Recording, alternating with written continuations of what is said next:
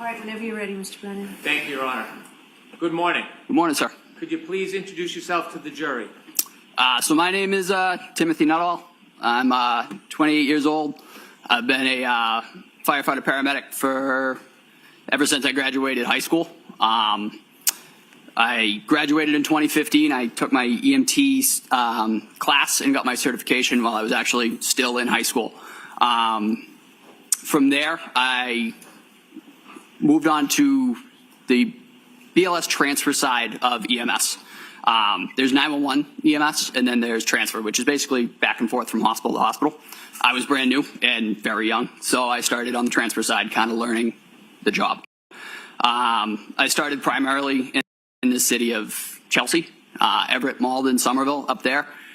And then after a little while, I got my feet wet in the 911 side. So I was running BLS 911 in those cities as well. And then I progressed on to become a paramedic. So, why do you have such an interest in being a first responder at a young age? I kind of grew up in a first responder household. My father was a firefighter in a local town. So we spent kind of a significant amount of time at the station when he was on shift. It's just kind of how I grew up, kind of learning the ins and outs of public safety. That's just kind of how I came to be interested in the profession, and then I took it from there. So I want to take us back just a little bit. When you first became interested in training to be a first responder, did you share with us your first training was as an EMT? Yes, sir. Can you share a little bit with the jury what that entails? So to become an EMT, there are two sides of EMS, and then there are two sides of providers. There's EMT basic, and then there's paramedic. To answer your question, sir, to start as an EMT, it's about a 4-month process. You take classes. I believe mine was Tuesday, Thursday, every other Saturday. Learning just anatomy and physiology, basic pharmacology, and kind of how medications interact with the body and different disease processes. From there, you start learning basic interventions, backboarding, C-collars. As part of your work in learning to be an EMT, are you active in the field? The initial training is, like I said, that's mostly classroom-based, but once you sit your national written tests and you're able to pass all that and pass practical, then you're able to progress into the field. And did you succeed through the EMT training? Yes, sir. At that point, did you decide you wanted more training? You wanted to proceed through the profession? Yes, sir. So after a little while, I worked for about 1.5 years in the field and decided that I genuinely enjoyed the work that I was doing. I then made the decision to progress to the paramedic level. That's a significantly more challenging academic portion. And can you briefly share with us a little bit of the training that you needed to complete to be a paramedic? Yes, paramedic training is about, I would say, generally takes people about 2 years to complete. There's about 1 year of classroom. It delves far deeper into not only diseases, but how they interact with multiple body systems, multiple different treatment modalities that we can pursue, multiple different interventions, a whole host of medications, far more medications than a BLS. As a paramedic, I have a much wider range of drugs that I would be able to select to treat different patients. As you worked through your training and got this experience, did you ultimately become employed by the Canton Fire Department? Yes, sir. What did they hire you as? They hired me as a firefighter paramedic. And so you were both a firefighter and a paramedic? Yes, sir. Does the Canton Police Department, in their units, do they include paramedics and firefighters in the same division? The Canton Police Department? Or the Canton Fire? The Canton Fire Department. Canton Fire Department, the vast majority of the employees of the Canton Fire Department are paramedics. I believe there are I want to say 5 EMTs, but now as a requirement to remain employed by the Canton Fire Department, you have to become and maintain a paramedic certification. So when you would go to work as a firefighter or paramedic, was it always the same, or did you get assigned as a firefighter one night and a paramedic a different night? So we would cross-man trucks. We were always fire suppression personnel, but we were also cross-trained as paramedics. So, for example, if a fire call were to come in the town of Canton, and I was assigned to Ambulance 1 for the day, I would take all my equipment off Ambulance 1, and I would transfer it to Ladder 1, and then we would take Ladder 1 to the fire call and operate as fire suppression personnel. If a medical call were to come in, I'm assigned again to Ambulance 1, then we take on the role as EMS. I take my paramedic skills and put them to work in the town on Ambulance 1. Let me ask you one more background question about how the Canton Fire Department works. When there's a call, an emergency call, is an ambulance sent with other vehicles or alone to the call? Yes, sir. It's typically the engine of that district and the ambulance of that district. Depending on call volume, that can change. But if all is not to use the word quiet, it's kind of a taboo word, but if all is everybody's in quarters and there's a dispatch in District 1, it'll be Canton Engine 3 and Canton Ambulance 1, and they go as a unit together. Mr. Nuttall, I want you to take us back, if you would, to the early morning hours of January 22nd, 2022. I want you to bring us a little bit before 6 a.m. Do you remember what you were doing? Yes, sir. So that particular morning, I arrived at work earlier than I normally do. There was inclement weather that morning, so I left earlier than normal just to get in before the roadways got particularly difficult to travel and to relieve anybody that may need to get out if they needed to get home before the roads got particularly bad. I arrived just before 6 a.m. I was walking in. I was assigned to Ambulance 1 for that oncoming 24. I was scheduled to be there at 8 a.m. Could you share with us a little bit about how the weather was as you arrived around 6 a.m.? It wasn't great. I was driving. It's about a 35-minute ride for me to get to Canton. The roads were starting to get. They weren't great. They had been treated, but they weren't pristine. The wind was starting to pick up. The snow was starting to come down a little heavier, which is the reason that I left at the time I did. And so I may have misspoke. January 29th, 2022, that morning, around 6:04, did you hear a tone or did you hear an alarm? So the tones went off right as I entered the building. Tell us what a tone is. So the tone is the emergency alert tone. In the town of Canton, we have 3. We have 1 for fire, we have 1 for investigation, and we have 1 for EMS. The EMS tones went off and the lights came on. Whenever there's the tones go off, the lights come on as well. I was just walking into the building when the tones went off and the lights came on. And is there information that accompanies the tone, information about the call that needs response? Yes. So after the tones had cleared, there's an overhead dispatch, which is our dispatch center, communicates to us before we get in the trucks and on the air responding. Basic nature of the call. In that particular instance, we were dispatched to an unresponsive male in a snowbank with no real further information to follow up on. So what do you do? So as I said, I arrived pretty early that morning. But hearing that dispatch and that nature of the call, those typically tend to be more involved, both personnel-wise and work-wise. The crew that was working that morning was getting on the truck, and it was firefighter paramedic Anthony Flamati and firefighter EMT Matt Kelly. Matt Kelly has since become a paramedic, but at the time he was an EMT. So off the bat, that crew, not to say that they were at a disadvantage, but paramedic Flamati was the only paramedic on that ambulance. What did you do? So I made the decision. I checked with the shift commander, and I jumped on Ambulance 1 to just give a second set of hands as being a paramedic myself, just being able to hopefully help if there was any advanced interventions that needed to be done or needed to be performed. What happened? And just a second set of hands. What happens next? So I got in the back of the truck. I was actually still in civilian clothing at the time because I had just walked in the door. So I got in the back of Ambulance 1 in the patient compartment. The other 2 gentlemen were up front driving to the scene. I actually had to don my turnout gear because, again, I was in civilian clothing. I wasn't quite ready to go, so I had to put all my structural turnout gear on and then my Canton fire jacket. Once I was sufficiently dressed for the call, I started prepping all the gear that we might need for a call such as that, for an unresponsive male in the snow. In this case, it was our first in bag, our airway bag, and our cardiac monitor. Everything was all together.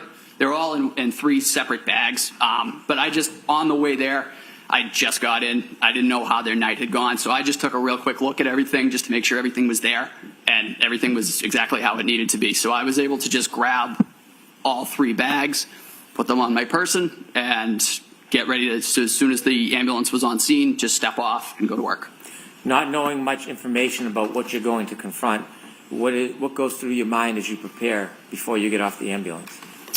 Just basic scenarios. I mean, again, unresponsive male in the snow could mean several things. Not having much to go off on the dispatch was, it left much to be desired in terms of what we might need. So in gathering all the equipment together, that can kind of cover all the major bases, if you will, in terms of what we were expecting to meet once we got on scene. How was your focus before you get off the ambulance? I was ready to go. A dispatch like that, any unresponsive male in the snow, it can kind of up the level because you just don't know what you're walking into.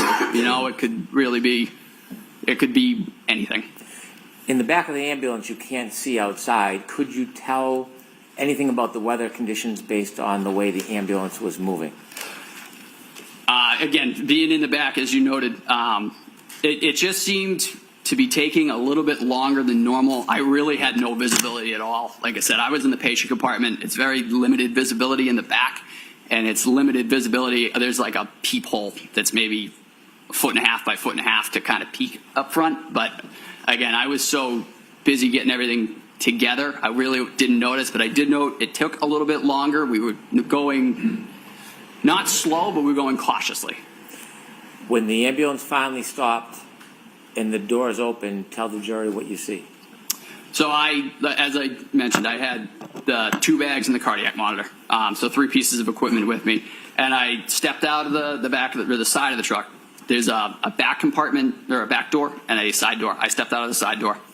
And I immediately noted the wind had picked up and the snow seemed to be heavier. And I could hear like a distant screaming off in the distance. Wasn't exactly sure where it was coming from. What was the visibility like? It wasn't great. It was still dark out. The sun had not come up yet. The snow was coming down, as I said, heavily. And it wasn't great all around. Was it cold? It was cold. Yes, sir. And so when you hear the screams, what do you do next? I started making my way kind of towards the sound, following the sounds. I couldn't see anybody yet. So I just kind of followed the sounds. And then once I was able to get around the side of the truck, that's when I was able to see a group of 3 individuals with Canton police. And I started making my way over to them to see where the patient might be located and what was going on. As you get closer, tell us what you see. So as we approached the scene, as I said, there were 3 individuals, and Canton police were on scene as well. And then there was what appeared to be a human figure laying supine in the snow. I'd say about 6 to 8 feet, kind of where the sidewalk met the front lawn of a residence. What does supine mean? So that he was laying on his back. Okay. From there, I made my way directly over to that individual and started checking for signs of life. How do you check? Do you get close? Do you get down on the ground? Yep, so I knelt right at his head. Typically, to check for any signs of life, it's just as you see in TV or anything like that. You check the carotid pulse, and you check for any signs of breathing or anything like that. Where's the carotid pulse? So the carotid pulse would be right in the neck. Like just real quick, 2 seconds, you can check either side. They're on both sides. Those are the strongest pulses that you can grab quickly. So I just real quick went right to that gentleman. Like I said, I looked for any signs of breathing. I found none. I checked a carotid pulse, and I found none. How was his skin to the touch? He was very cold to the touch. He wasn't warm? No. And so after you touched his cold skin and you felt the carotid, is it carotid artery? Is that how you Yes, sir. call it? Carotid artery.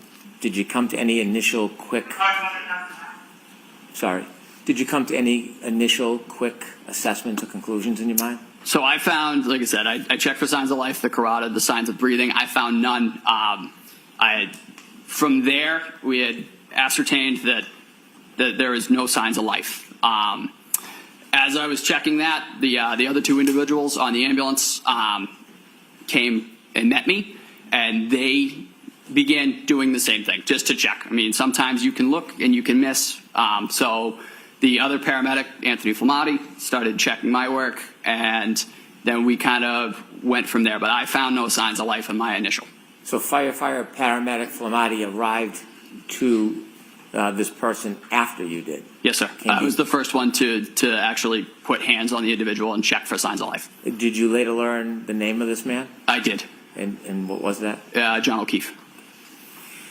After you found no signs of life for John O'Keefe, did you get up and go to speak to anybody? I did. So as being a second set of hands on the call, it's really not my call, like in terms of treatment modalities and how we want to progress. So after I found no signs of life, I kind of got up to kind of look around real quick. I went over to the individuals, the three individuals that were there, and just said, hey, I just have found no signs of life. We're going to see the next steps. And as I was saying that was when Anthony Flamati, who is the lead paramedic on this, made the decision this is a workable cardiac arrest. Let me ask you two questions. The first is, as a paramedic firefighter, are there times when you're the lead paramedic on a call? Yes, sir. And so it changes call by call, but this one was firefighter or paramedic Flamati's lead? Correct. He was the lead paramedic on this call. There are other times when you're the lead and firefighter or paramedic Flamati is on your crew and you lead? Yes, sir. So we typically switch off. We'll do one, and then once my rotation is complete, we'll do the next one. So it's patient for patient, typically. When firefighter paramedic Flamati called you back and said it was a workable situation, can you explain to the jury what that means?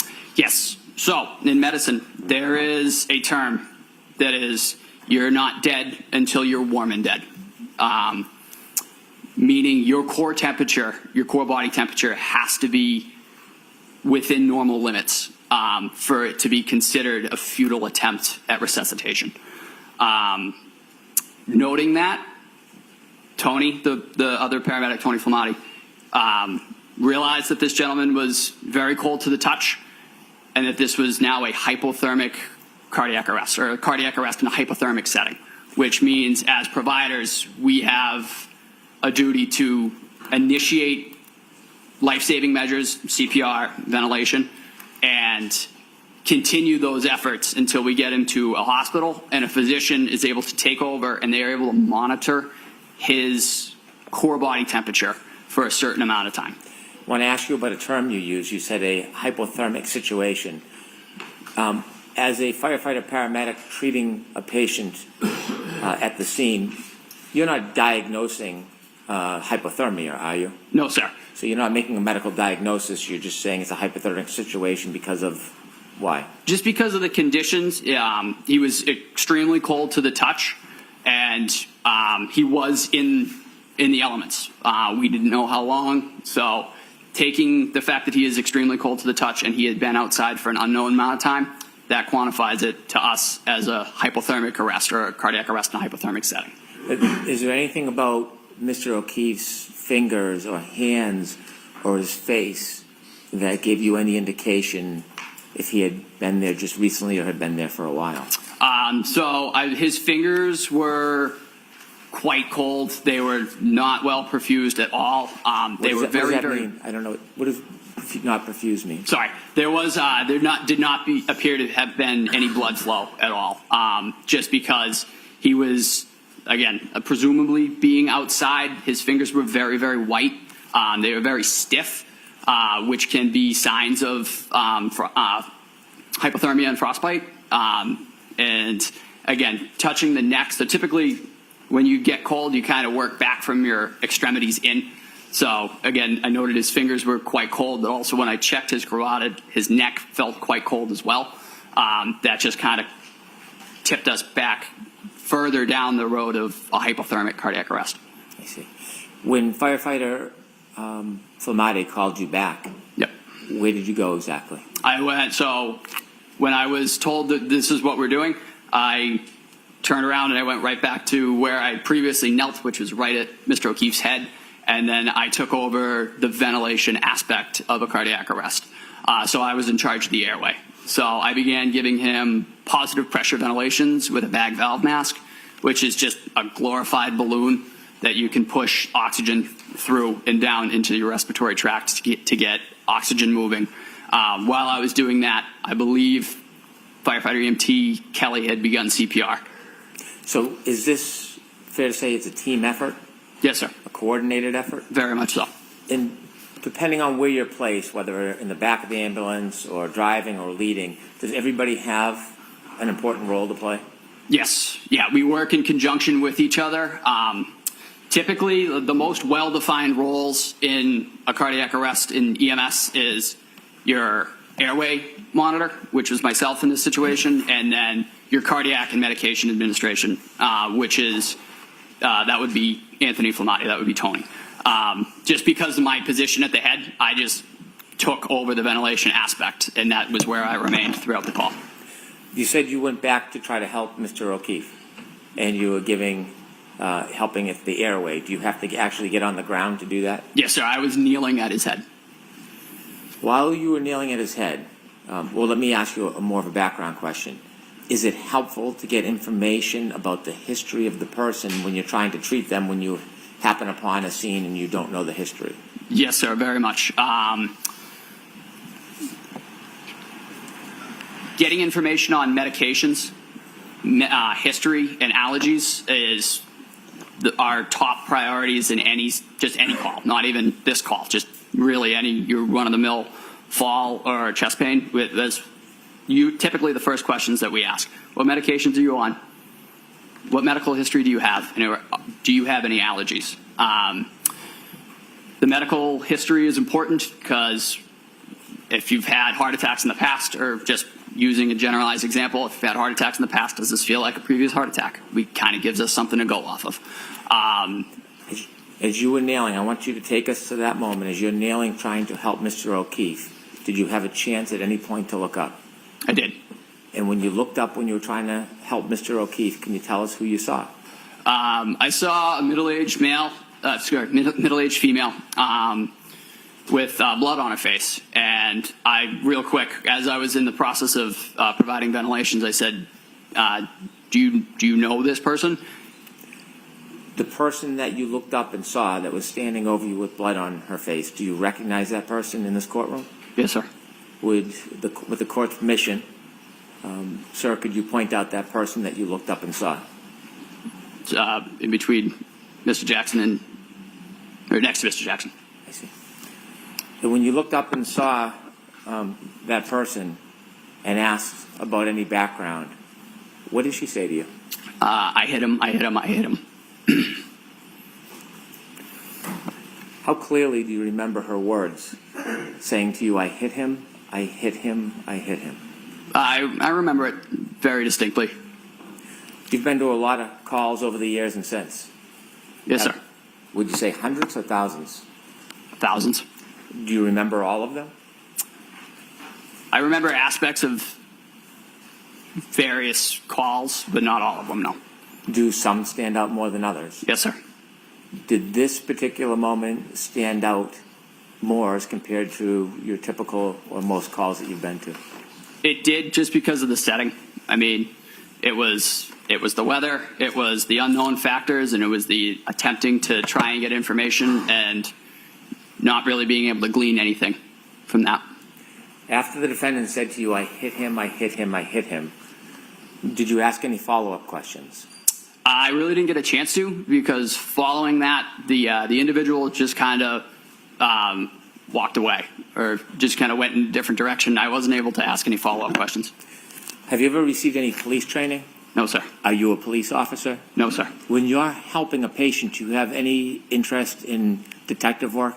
No, sir. Do you have any interest in investigating potential crimes? At at that time, in this particular instance, because I was at the airway, that is a pretty critical aspect of a cardiac arrest. I was stuck there. I couldn't get up and kind of follow up on that at all. I was there doing that ventilation. Is it your job to investigate cases or simply to get information to help treatment? Just the information. When you go out as a firefighter paramedic, do you have a purposeful cause? Yes, sir. And what is that? To save lives. And is that your only focus? In this instance, it was attempting to restore circulation and breathing.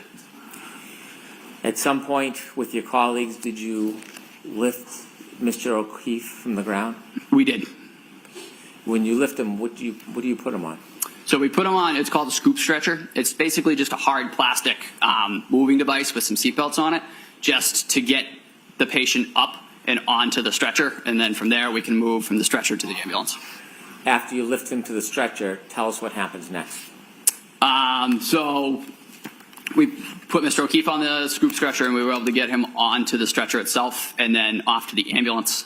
From there, I maintained my role as the airway individual on this call. So we made our way to the ambulance. I got in the tech seat, which is directly behind where the stretcher locks in. So I had access to the airway again. I was continuing to provide positive pressure ventilations to Mr. O'Keefe, and we had put in an OPA as well, which is just a plastic hook, if you will. It just keeps the tongue from falling back into the airway, so we can continue to provide positive pressure ventilations. Once we got him in the truck and we continued that effort, we set up a suction system and we prepared to intubate Mr. O'Keefe. We prepared a suction system just because as I was ventilating outside of the ambulance, there were some secretions in the airway that I could see, and you could kind of hear it as you go to squeeze in breaths into the individual. You can kind of hear the secretions kind of getting like bubbly and stuff like that. So we knew we were going to need to suction him. So we got him in the truck. We really quickly suctioned him, and then we were able to intubate him successfully to definitively give him an advanced airway and give him better ventilations, get more oxygen into his system. Now, you mentioned that he wasn't warm, he was very cold. No, he was still very cold. What does the team do to try to assist with that? The most basic thing that we did, we turned the heat on as high as it would go. We also stripped all of his clothing off, just getting all of that wet clothing off of him. I didn't really have a role in that particular part of it, just because once you're on the airway, that is kind of yours. Nobody can breathe for him, so every time I squeeze that bag, he gets a breath. So I'm kind of tied to that airway for the duration of the call. So when your colleagues are stripping the clothes off him, is your attention on the clothes or more on the airway in your job? No, I'm maintaining the airway. If an endotracheal tube is dislodged for whatever reason, it is typically more difficult to get one in. So the integrity of that tube staying where it is and not being dislodged, that is another key aspect of airway management. As you're doing that, do you notice what any of your colleagues are doing to help? Like I said, they were working on clothing removal. I believe they were also getting intravenous and intraosseous access on this individual to begin medication administration. But again, I was quite focused on that airway, just making sure that it was maintained and we didn't lose any tube. We didn't lose any end-tidal CO2, which is just another monitoring device that we use to confirm that tube is in place. How quickly do you get to leave the scene and start moving towards the hospital? I honestly couldn't give you an accurate estimate. It didn't seem to be out of the ordinary realm, though. We were able to move within the flow. In addition to Mr. Keefe being very cold, did you notice any other injuries on him? So I noted that he had a hematoma right above his right eye. Could you explain to us what that is? Yep, it's just, for lack of a better term, it's just a big egg. He had a pretty good bump over his eye. And you said his right eye? Yes, sir. Did you know how that hematoma was caused? No, sir. No idea? No. In addition to the hematoma above his right eye, what other injuries did you see? There were also several scratches on his right arm, just below his shoulder and traveling down his right humerus. They terminated right right about his right elbow, just above it. Those scratches, have you also described them as abrasions? Yes, sir. Is there any difference in your mind, difference between scratches and abrasions? Nope. These were they were deep, and they were not bleeding, but they were notably deep. Did you ever describe it as furrows? I did. And in describing those scratches, do you have any idea how they were caused? No, sir. Okay. And did you notice any other injuries on Mr. O'Keefe? No, sir. Those were kind of the only ones that we noted. As I mentioned, we suctioned a little bit of blood out of the back of his airway as well. I believe it was blood, mucus, and saliva. But those were the extent of the injuries that I was able to note. Did you notice anything about the back of his head? Actually, yes, I did. I apologize. There seemed to be a little bit of matted blood around in his hair around there. Really didn't see anything too obvious at the time. He was also placed in a cervical collar as well, following intubation, and that was kind of there just to maintain his cervical spine. But there was, like I said, there was noted to be a little bit of dried blood on the back of his head. At some point, did you finally make your way with Mr. O'Keefe to the Good Samaritan Hospital? Yes, sir. And just share with us what happens when you get there. So after we got there, we handed off care to Good Samaritan Medical's physicians and ER nurses. We were able to give a report to the physician of just basic what we've done, what we've given for medications, in my case, what he was intubated with, and how he was being ventilated, how well he was being ventilated, and any other further pertinent information. Typically, we noted that Tony was the lead paramedic, so that is typically his. He kind of holds the room for a minute when we get in there and gives a big rundown, and then we back off and let Good Samaritan take over. When the defendant told you that she hit him, did that have any significance to you? No, sir. Did it reconcile with the injuries that you saw before you that Mr. O'Keefe was suffering from? No, sir. And so at that point, was that information insignificant in perspective of your care? Objection. Sustained. Okay. What role did that information play in your care after the defendant told you she hit him? How did that contribute or not contribute to what you were doing? It really didn't help at the time.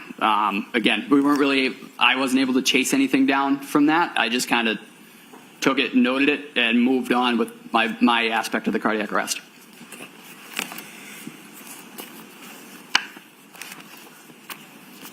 Have you had an opportunity at any point to see any video of that morning taken from any source, a police car, dash cam? Yes, sir. Okay. Nora, I'd like to introduce a video stream. Okay. So this will be in evidence. There are agreements with some of the evidence already? I believe there's no objection, but I don't want to speak for the defense. There's no objection. Okay, thank you. Yes, you can show it. And for the record, if I may note, this is Cruiser 683 Stream 2. I'm sorry, what? I'm sorry. It is Cruiser 683 Stream 2. I'm going to ask to play a portion of it that's relevant to Mr. Nuttall. Ms. Gillum, if you would please move to 6:11 a.m.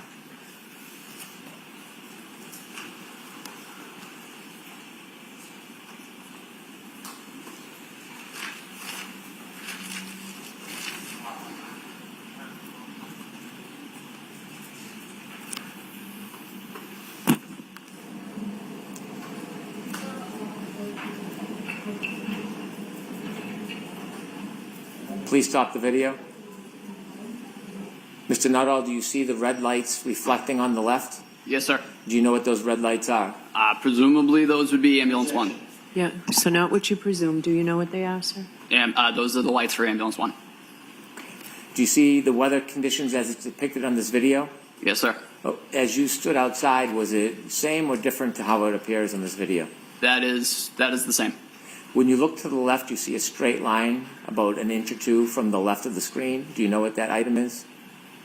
Sorry, sir. Repeat the question. If you look to the left of the screen, Yep. you'll see a straight item from the bottom halfway up the picture. Do you know what that item is on the Believe video? that's a flagpole, sir. Do you see a little bit of movement of bodies near that flagpole? At the present time, no. Okay. Could we continue to play, please?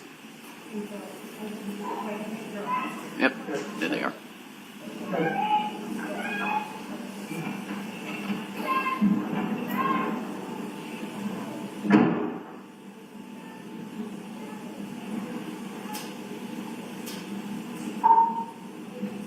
Could you stop, please? Did you see the first person in line now behind the person with in front of the person with the blue hat? I'm sorry, sir. Could you back it up like 10 seconds? Certainly.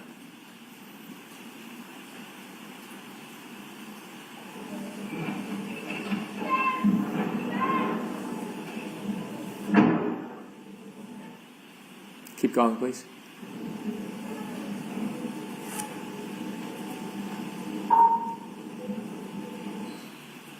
Do you know who that person is? I believe that's me, sir. Okay. Could you please continue? Is this your first assessment? Yes, sir. This is ascertaining any signs of life or breathing. Is that you approaching? Yes, sir.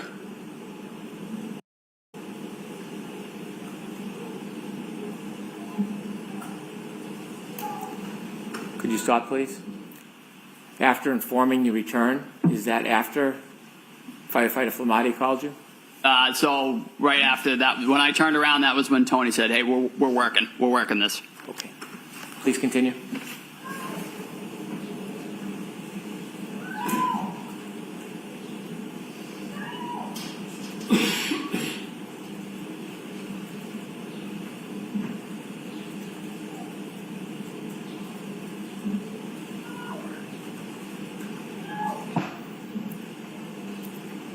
Stop, please.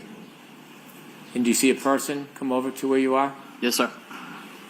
Is it at that point or another moment when the defendant said, I hit him, I hit him, I hit him? It was right there, sir. Could you continue, please?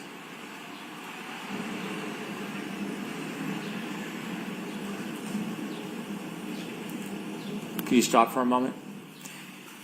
There's no voices or noises from people coming through that audio. When you were there that night, throughout the event, was it silent or were people speaking? Did you hear people speaking? There was, as I noted when I got out of the truck, there was quite a bit of screaming. It was quite chaotic. The wind was also a factor, but there were people around. They were speaking within themselves too, but there was screaming, there was wind, and there was different side conversations as well. And when you were working on Mr. O'Keefe, were you having conversations with your colleagues? Yes, sir. They're not picked up on the audio? No, sir. Please continue.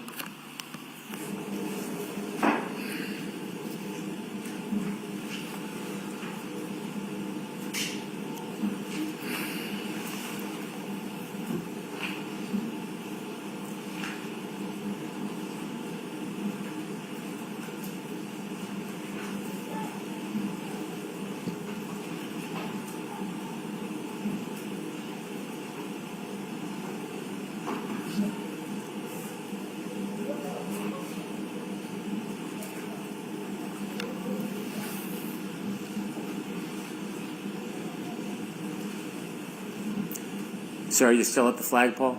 Yes, sir. I'm kneeling at the head of the patient.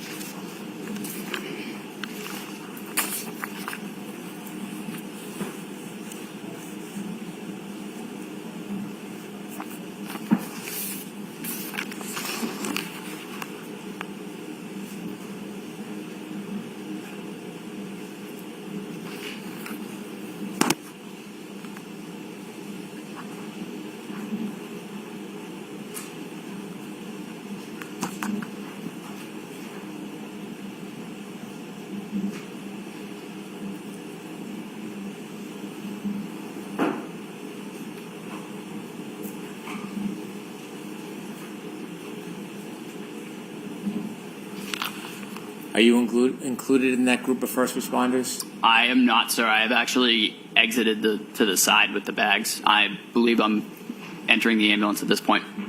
Okay. Thank you. We can conclude the viewing.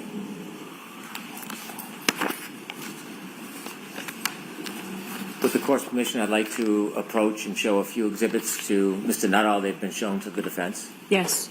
Thank you. May I approach? Yes. Thank you.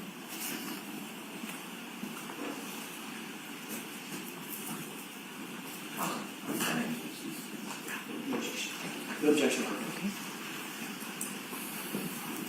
Going to show you a photograph. Yes, sir.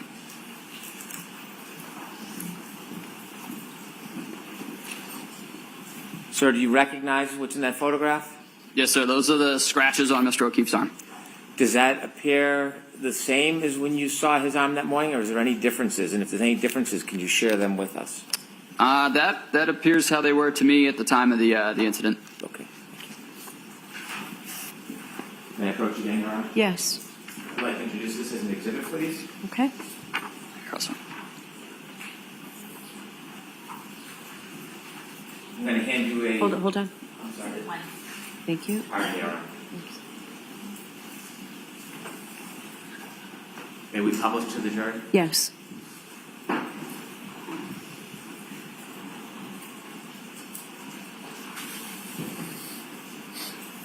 Is that the photograph you just identified on the screen? Yes, sir.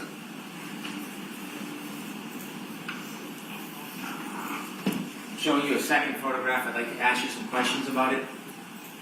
Can we take that one down, Mr. Brennan? Yes, of course. Please, Ms. Gilman. Thank you.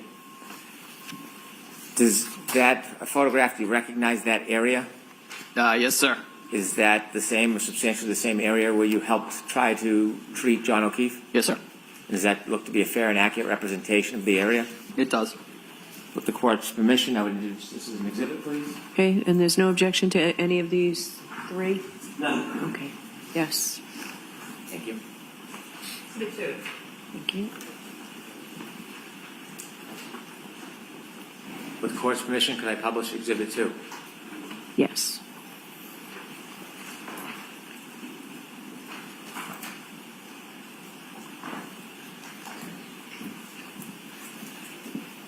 And sir, that's what you recognize as the area where you were helping to treat John O'Keefe.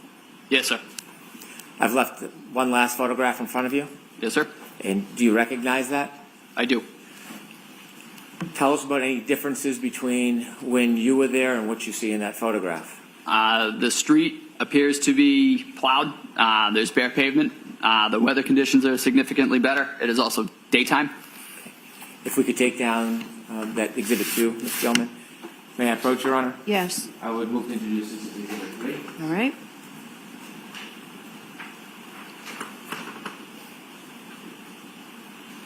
Exhibit 3 somewhere.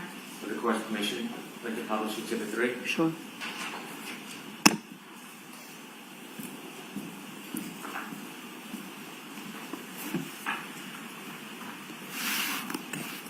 Is that the photo you just identified? Yes, sir. Okay, we can take that down. Thank you.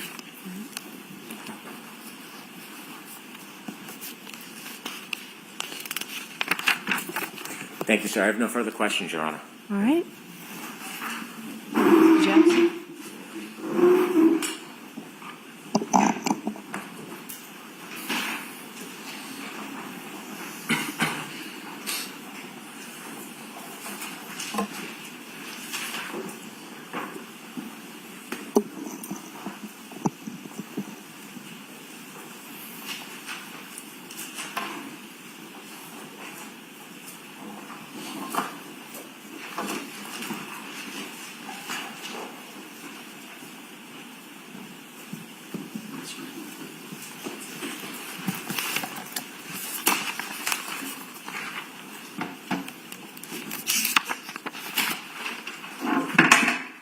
Thank you, Your Honor. May I? Yes, please.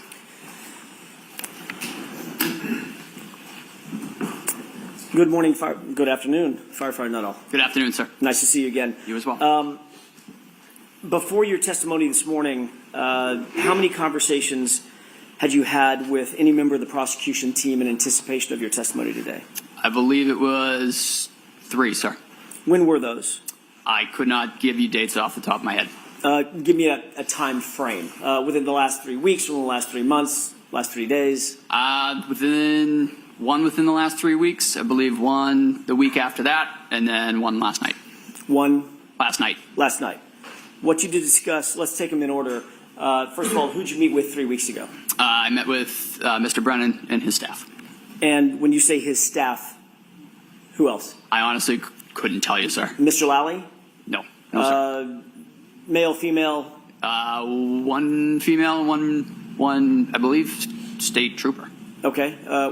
Had you ever met State Trooper Tully previously? Yes, sir. Actually, I believe that was him. It was State Trooper Tully? Yes, sir. Whom you've met with several times, correct? Prior to that, I believe only once or twice. He was the one that he has formally interviewed you previously, correct? I believe he arranged the meetings with Mr. Brennan, but Okay. Beyond that, I can't speak to. What did y'all discuss 3 weeks ago? The first meeting, going in order, it was mostly just kind of an introduction. I had not met Mr. Brennan yet. I really didn't know him. So it was mostly that, and then just kind of seeing where we were at with testimony, going over previous testimony and in that sort of realm. Prior to today, how many times have you testified under oath concerning the incident on January 29th, 2022? Once at a grand jury hearing and once last year. All right. As a matter of fact, last year in this courtroom. Yes, sir. Okay. Did you look over your testimony at the grand jury 3 weeks ago during that meeting? No, sir. What about the testimony from last year? We did go over the testimony from last year. Yes, sir. Were there any issues that Mr. Brennan or anybody else in that meeting brought up concerning any of your testimony? There was just a question of how many times the I hit him came up. It was 3 times. And were you advised that that's not what you said at your testimony last year? No, sir. 2 times? What was that? You said it was 2 times last year? I honestly can't recall, sir. Okay. But you just saw that, or you just read that and went over that 3 weeks ago. I believe so, sir, yeah. But you can't remember, as you sit here today, just 3 weeks ago, what y'all discussed in terms of how many times you previously testified that you heard the phrase, I hit him. So previously testified possibly to 2, but it was 3. Okay. Your memory is clearer now than it was, for instance, a year ago when you testified. Repeat that? Sure. Your memory is clearer now, as you sit here, that it was 3 times you heard that, than it was a year ago when you testified that it was 2 times. Yes, sir. Okay. Does your memory get better with time generally? Your memory. I'm not talking about the royal you. I'm talking about you. In certain settings, I mean, there are certain things about different aspects that I recall better than others. Okay. And does your memory tend to get better, or does it fade over time? That's my question. It can fade over time, but it depends on the context. But in this case, you're telling this jury that your memory is better now than it was a year ago when you testified about the exact same circumstance, correct? Yes, sir. Okay. You then met about a week after that, which would be 2 weeks ago. Yes, sir. Who'd you meet with then? The same group. And what did you discuss at that meeting? Again, just prior testimony, and that was really the gist of it. And tell me the specifics of the prior testimony that you... Again, it was the how many times we had talked about saying I hit him. Again, it was 3 times. And then there was also the video that was just played for me. I'll take the video in just a second. If y'all had met 3 weeks ago and you indicated to Mr. Brennan that it was actually 3 times, not 2 times that you heard the I hit him, why did you need to discuss it again a week later to verify the 3 times versus 2 times? Not sure, sir. That was just the way that the conversation went. And I just, again, repeated what I said and what I remember from that morning. Well, tell me about that conversation. Did Mr. Brennan say anything like, well, are you really sure that she said it 3 times? It was that morning what was said to you. And I said, I hit him. That was how it went that morning, and that was how I remember it. Okay. And did Mr. Brennan say, well, that's not consistent with how you've testified previously concerning the number of times you heard the I hit him phrase? Yes, sir. He did say that. He wanted to he acknowledged that I had said it twice. However, again, as I mentioned, it was said 3 times to me. So now you do remember last year that you only said it, you only said that it was repeated twice. One more Correct? time, sir. So now you do recall that last year when you testified, it was inconsistent with how you're testifying today. Let me put it that way. Correct? I believe I said I hit him twice on the stand last year. Right.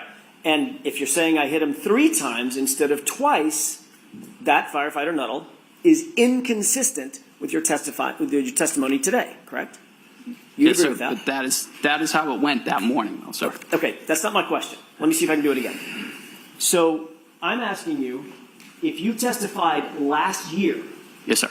that you heard the phrase twice, and now a year goes by and you're testifying in front of this jury this year that you heard it 3 times, those 2 statements are inconsistent with one another, correct? Yes, sir. Okay. Did you talk at the meeting 2 weeks ago about any other inconsistencies with your testimony? Not to my knowledge, sir. Well, you were there. You No. say not to my knowledge, meaning, No, sir, we did not. okay. So it was just about the number of times that you heard the phrase, I hit him, correct? Yes, sir.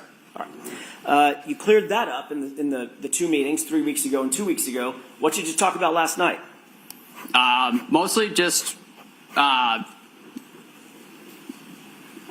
making sure that everything was as it had been. I mean, and by that, I mean, it was 3 times, and that we were continuously making sure that everything was the way that it had happened that morning. Everything was the way that Mr. Brennan wanted it to be. No, sir. The way that it was I remember it, and I recall it happening. Okay. So he asked you 3 weeks ago about how many times you heard that phrase. Yes, sir. You changed your testimony at that time and said it was 3 times instead of 2 times. We agree on that, correct? Yes, sir.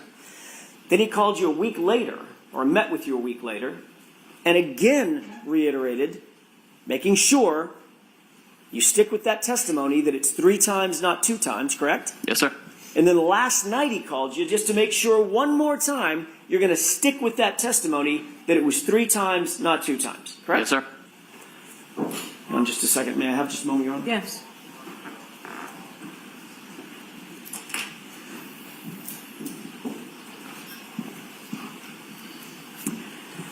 Okay. And when you talked last night, did you assure Mr. Brennan, nope. When we come in tomorrow, I'm certainly going to say it was 3 times, not 2 times? No, sir. I told him I would tell my recollection of that morning.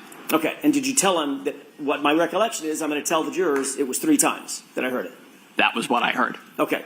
Did you tell him that's what you were going to say today? No, sir. You didn't? I told him I was going to tell him what I remembered from that morning. Which was what? I hit him. Which is how many times? 3 times, sir. And that's inconsistent with what? I believe a year ago. Okay. Now, you also talked about, I want to get back to the other thing that you talked about. You said that at some point, either in the meeting 3 weeks ago, the meeting 2 weeks ago, or the meeting last night, you were shown a video. Yes, sir. Which one of those meetings were you shown a video? I believe the second one. Okay. Were you shown the entire video? No, sir. Just the clip that we saw? Yes, sir. Okay. What did y'all talk about in relation to that video? Mostly nailing down who was who in that video. Okay. Being the other personnel on scene, where I was, and that was about it.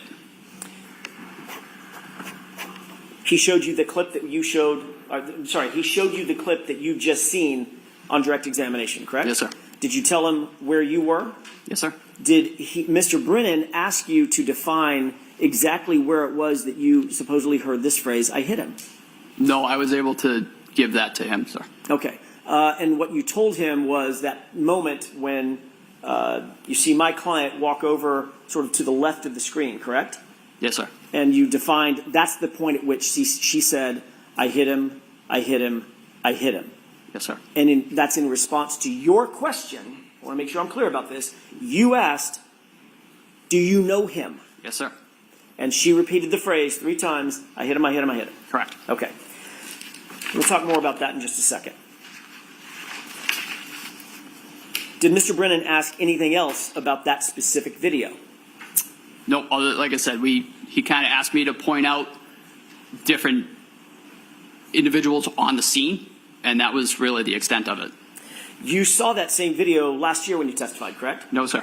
You didn't see it last year? Not to my knowledge, no. In preparation for your testimony last year? I did not. Did you see it before your grand jury testimony? No, sir. Okay, so this is the first time that you've seen it. Yes, sir. And you were able to establish for Mr. Brennan exactly when it was that you believe you heard the statement based on your view about 2 weeks ago of that video. No, that was the way that I remember it. Right, That but not morning. a trick question. My question is much more simple. You were able to establish after than 3.5 years now, exactly where you were and where Miss Reed was and who else was around at the time that you believe you heard those three statements in order. I hit him, I hit him, I hit him. Yes, sir. Okay.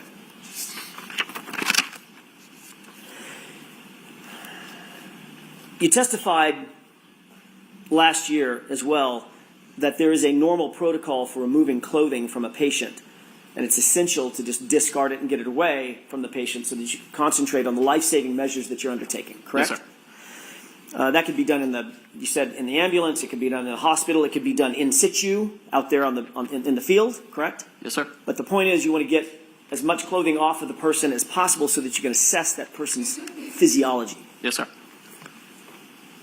There's not really a lot of care taken to preserve the clothing from an evidentiary standpoint, in your view, correct? We're trained to try and, just to take example of a shooting, try not to cut through the entrance wound of the clothing. Fair enough, fair enough. I mean, when you're literally trying to save someone's life, your job is to get the clothing off and get it out of the way. Yes, sir. You're not sticking it in an evidence bag and sealing the evidence bag, things of that nature. No, sir. So it might end up on the ground. Yes. Right? Might end up with some debris on it. Yep. Might end up in the floor of the ambulance. Yes, sir. Could end up in the floor of the hospital, or on the floor of the hospital. Is that right? Yes, sir. Okay. If it's tossed in the floor of the ambulance, the clothing may well pick up debris from the ambulance. Oh, yeah. Yes, sir. Or the debris from the floor of the hospital or wherever. Is that yes? Yes, sir. Okay. You testified previously at the grand jury in April of 2022, correct? Yes, sir. I believe so, sir. Okay. So this happened in January of 2022, that same year in the springtime. You testified at the grand jury, April 20th, I think it was. Yes, sir. Does that sound right? Yes. Okay, I want to take you back to that testimony for a second. You testified at that hearing that Mr. O'Keefe was, quote, dressed appropriately for the weather. You remember that? Yes, sir. All right. It was obviously well below freezing at that time, Yes, that night that you responded. it was. We've just seen the video. It looks cold as hell, right? It was chilly. All right. The wind was howling. Yep. It was snowing. Is that right? Yes, sir. And you testified that John O'Keefe, quote, had a heavy coat on and possibly 2 other layers of clothing. Yes, sir. In April 2024, you reiterated your very specific memory of and you even called it a puffy heavy coat that he was wearing, which was then removed so that you could assess his injuries, correct? Yes, sir. All right. Not to get too colloquial, but a puffy coat is like got down and stuff in it, right? Correct. Looks kind of like Stay Puft Marshmallow Man, right? Yes, sir. Okay. Pretty distinctive article of clothing. Yep. And you testified last year that Mr. O'Keefe was wearing that clothing, which you had to remove or somebody had to remove in order for him to be properly assessed. I did testify that way. Yes, sir. Okay. And you mentioned that your memory of that big heavy winter coat was as clear as your memory of other specifics in this case, correct? Yes, sir. I asked you that exact question, didn't I? You did. And I said, your memory of him having that big puffy coat on, which stood out in your mind, was just as clear as the other specifics that you've testified to about the case. Yes, sir. About that night. And turns out you were completely wrong about his clothing, correct? Correct. Matter of fact, he wasn't wearing a coat at all. No, sir. He wasn't wearing a winter coat, correct? Nope. He wasn't wearing a heavy winter coat, correct? Correct. And he wasn't wearing a puffy, heavy winter coat. He was not. Yet you testified that he was wearing all of that, and that was clear in your mind at the time. Yes, sir.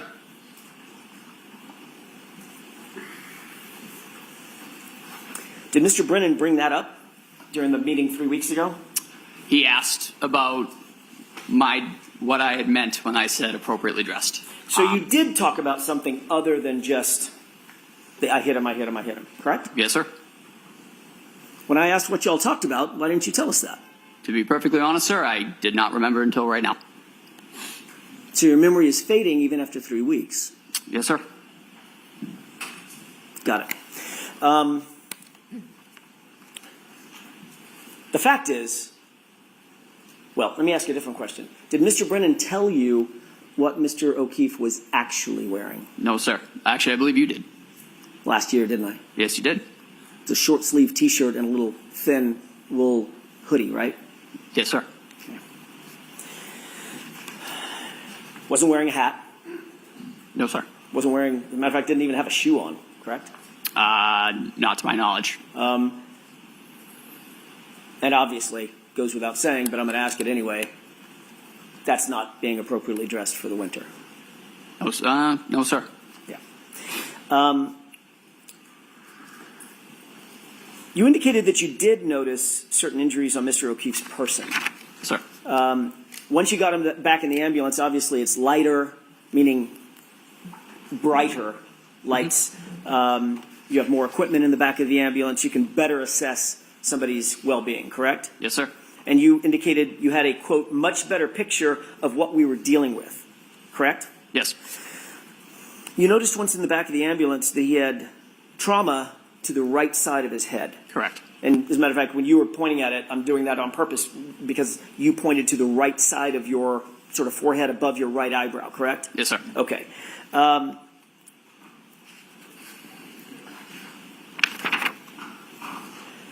The majority or the worst injury that Mr. O'Keefe suffered was actually to the back of his head, which you indicated, you noted, was quite matted with blood, correct? Yes, sir. I want to talk about the injury to the right side of his head as distinct from the back of the head injury for just a second.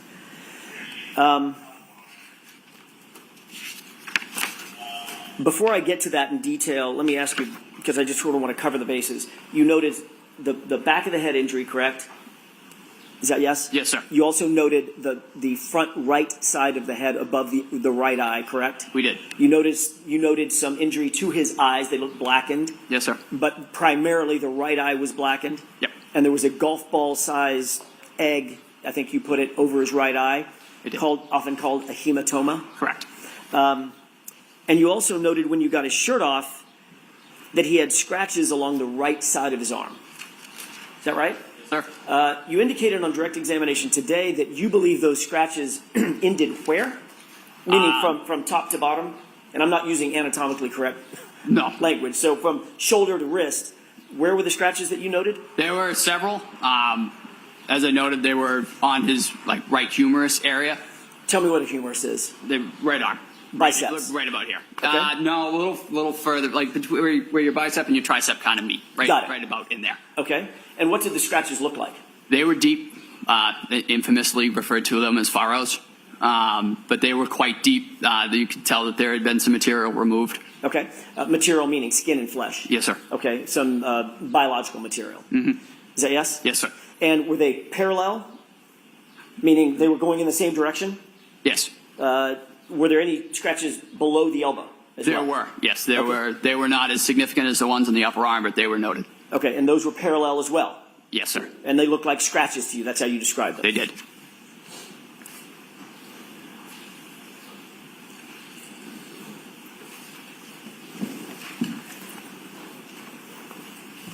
Last year when you described those scratches, you curled your fingers up, exposing sort of the nails, and drew it across your biceps. Is that what you were using to describe what the sort of scratches looked like?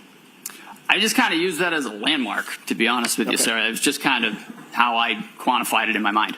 Okay. But what you did was you did this motion. Yes, sir. As you said, there were furrows. And remember, there was an embarrassing moment for me. Both of us, sir. I couldn't understand the word furrow because of the accent, right? Yes, sir. All right.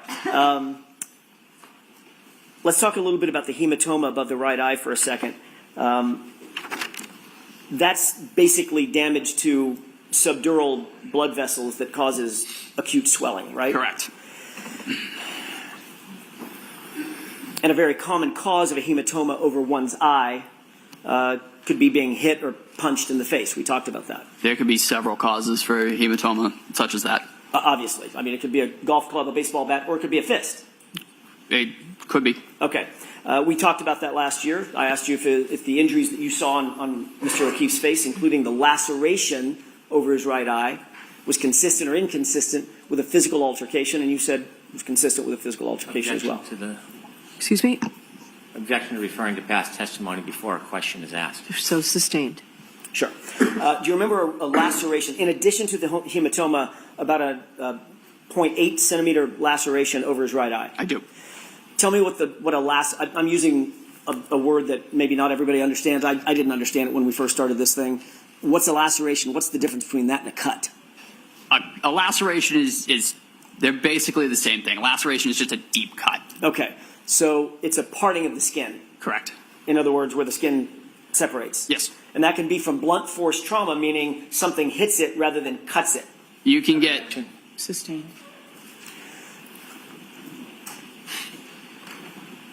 What are some of the causes of lacerations? a laceration, as you noted, blunt force, but you can also get a laceration from a slashing movement, from a stabbing. I mean, that is still a laceration. What about a hematoma?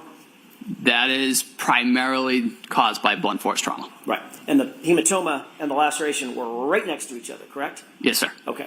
And you indicated last year, or let me ask you this way. Is that consistent or inconsistent with a physical altercation? Objection. Can you answer that? I could not say, Your Honor. Okay, next question. Well, last year, you indicate you can't answer that. Last year, you did answer it, didn't you? Objection. So I need to see counsel at sidebar for just a minute, please. May I, Your Honor? Yes, Thank you. please. Firefighter Nuttall, over the lunch hour, did you discuss anything that we had discussed this morning or earlier in the session with anybody about No, your sir. testimony? No, sir. Okay. You did mention earlier today the EMTs that were with you that responded to the scene. You mentioned, I think you said Tony Anthony Flamati, correct? Yes, sir. You mentioned Kelly, and I want to say Matthew. Matt Kelly. Matt Kelly. Yep. Yourself. Correct. And of the three of you, two of the three of you were and are paramedics, our firefighter Flamati and yourself, correct? Correct. Do you know the name Katie McLaughlin? I do. Who is Katie McLaughlin? She is a firefighter paramedic for the town of Canton. Was she also on the call? She was. You didn't mention her this morning. It did not come up. She responded on the initial dispatch on engine 3. You were asked who responded with you, correct? Yes, sir. By Mr. Brennan. Yes, sir. And you mentioned yourself. You mentioned Tony Flamati. You mentioned Matt Kelly. Yes, myself, firefighter Flamati, and firefighter Kelly responded in ambulance 1 together. Okay. And how did firefighter McLaughlin respond? So she was assigned to engine 3 that night. She was with Lieutenant Woodbury and firefighter paramedic Frank Walsh. Is she also, in addition to Walsh being, it's Frank Walsh? Yes, sir. In addition to firefighter Walsh being a paramedic, Katie McLaughlin was also a paramedic. Correct. So she responded to the scene at the same time as you, generally, but in a different ambulance. In a fire truck, in a piece of fire apparatus. She was Got in it. engine 3. Got it, engine 3, okay. And she was with you, generally, when I say with you, at the scene during the entire time that you're describing the events that you described with Mr. Brennan on direct examination. For the most part. Okay. She then left in a particular ambulance, correct? Yes, so she ended up driving ambulance 1 to Good Samaritan. And ambulance 1 was which ambulance? Ambulance 1 was the initial ambulance that myself, firefighter Kelly, and firefighter Flamati responded in. So right after the scene you described, as you're leaving the scene, firefighter McLaughlin is in the ambulance with you and firefighter Flamati, correct? She is driving. So the three of us are in the back in the patient compartment. She is up front in the driver's seat. Once at the hospital, did firefighter McLaughlin go into the hospital with the other firefighters? I believe so, yes. So she was with you in the engine, she was, although in the driving cab, She was with you, ambulance in the driving cab. She was also with you right after the scene at the hospital, correct? Yes, sir. And she was also with you later after you cleared the hospital and went back to the station.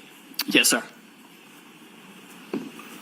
You had discussions with firefighter Flamati about the incident. That would be normal protocol. Correct. Almost like a debrief.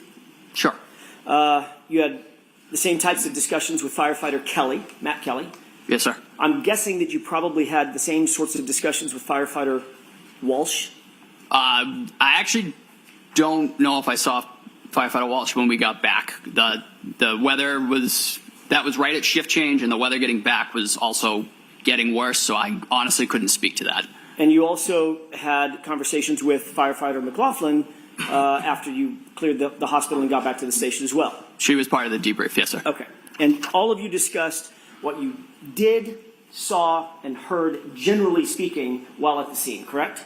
Those are more in terms of getting equipment wrangled, really kind of how they go. What did we use? What do we need? What are we going to have to restock when we get back? Right. But there also was obviously discussions about what had just happened. I mean, you were dealing with a dead or dying police officer on a lawn, on a snow-covered lawn in a cold environment. I honestly couldn't speak to that, sir. I honestly don't remember. It's because you don't remember, correct? Well, like I said, it's mostly those debriefs they're very equipment oriented because the goal at that point is to get back in service. My question is not about the equipment. Obviously, you're going to discuss the equipment, make sure that the ambulance is ready for the next call, etc. I'm asking about a general debrief with the fellow firefighters, male and female, that you were with at that scene. You're telling me that you don't remember debriefing and discussing the incident and your observations at the incident following that incident. No, sir.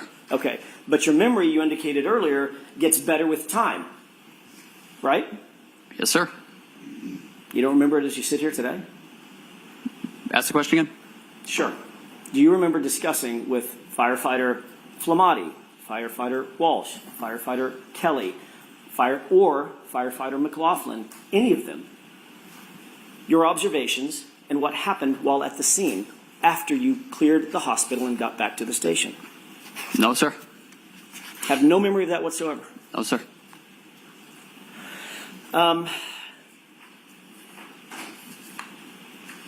When we left off before lunch, I was asking you about a hematoma and a laceration over the right eye of Mr. O'Keefe.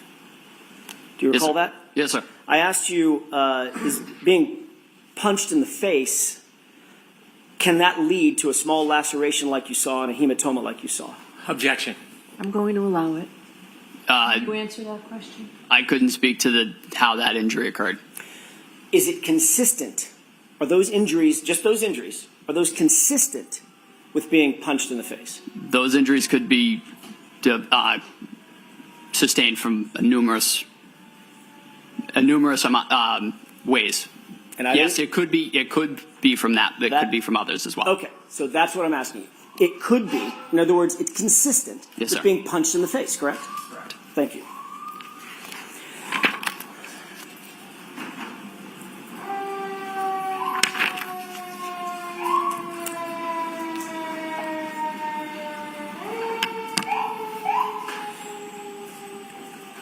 I want to ask you about this statement that you indicate that you heard that now is 3 statements, 3 phrases, correct? Yes, sir. When you heard this statement, describe for me exactly where you were. What were you doing and who was around you? I was knelt at the head of John O'Keefe with a bag valve mask, delivering ventilations. Firefighter Kelly was to the right, and firefighter Flamati was on the left side of Mr. O'Keefe, and the 3 of us together were working to perform CPR and ventilations. And your job, and I hate to butcher it, but Nope. you'll correct me. Yes, sir. Your job was to do the airway, correct? Yes, sir. And I'm picturing a big balloon-like apparatus that you put over the patient's mouth and Exactly. squeeze it. Yes. That's as opposed to, it's an advancement on just mouth-to-mouth resuscitation, correct? Correct. Yeah.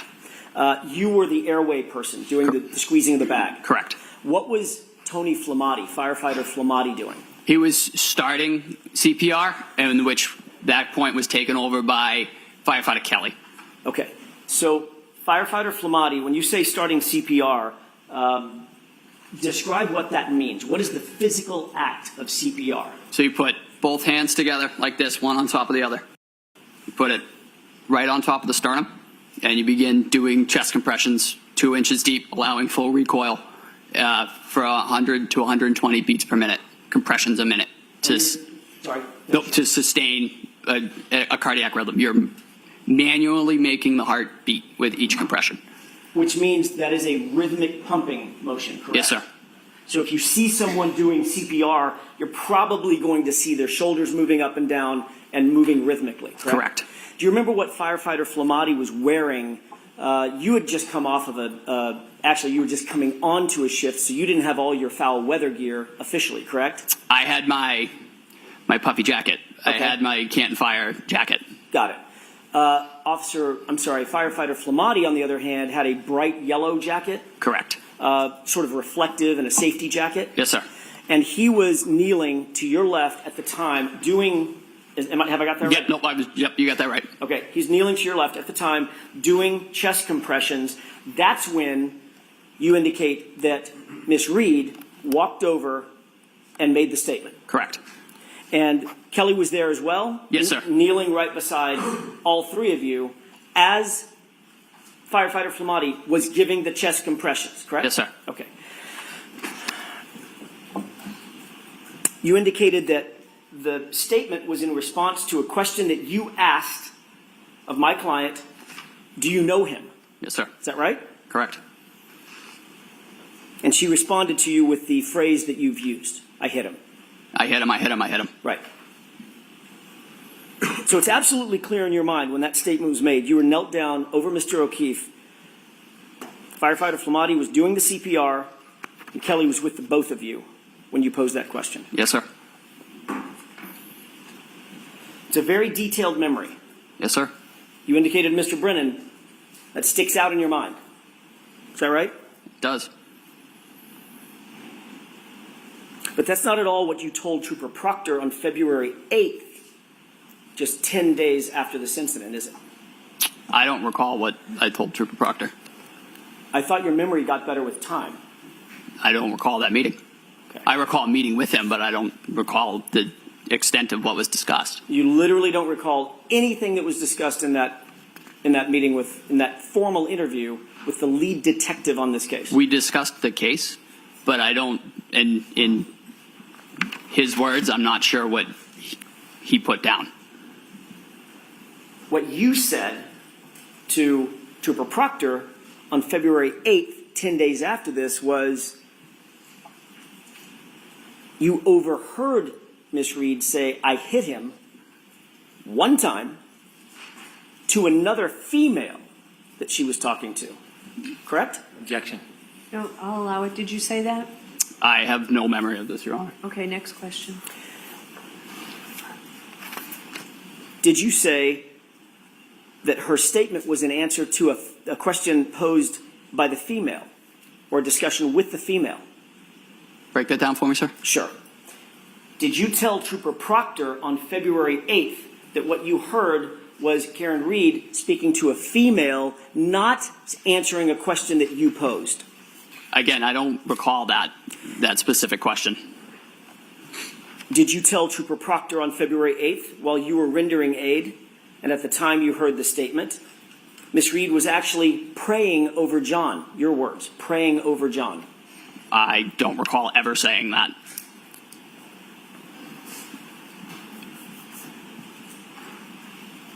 May I have just a moment, Your Honor? Yes.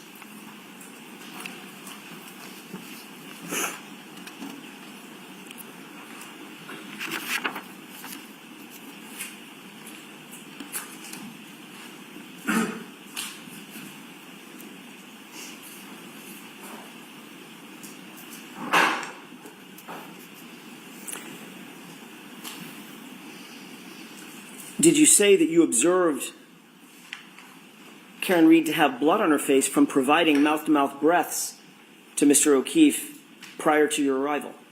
I remember Miss Reed having blood on her face, presumably from attempting CPR. Do you remember telling Trooper Proctor on February 8th that you saw her with blood on her face from CPR. I do. So you remember that portion of your conversation with Trooper Proctor, correct? Yes, sir. But the praying over John, praying over the victim, you don't remember. I don't remember ever saying that. And Ever. And the statement, I hit him to another female, you also don't remember that. No, sir. Would it refresh your recollection if you were to look at a report Yes, sir. authored by Trooper Proctor? May I? Yes.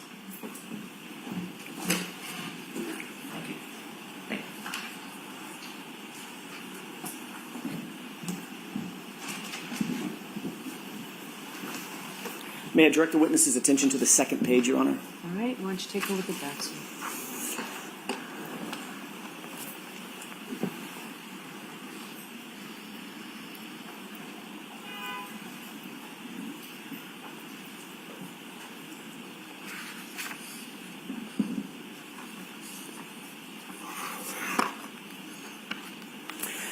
May I approach, Your Honor? Yes.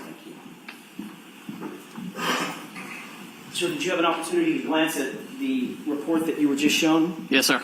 Does that refresh your recollection about your conversation with Trooper Proctor that he put in a report? It does not, sir. So as you sit here, you have no memory of what you just read in this report from Trooper Proctor, the lead investigator on the case? I have no recollection of ever saying that anybody prayed over anybody ever in this case. You did see it in his report, though. Sustained. You've admitted under oath that your memory of the events at that time, from that time frame, January, February 2022, is faulty, correct? No, sir. In your April 2024, it's April 30th, 2024 testimony from last year.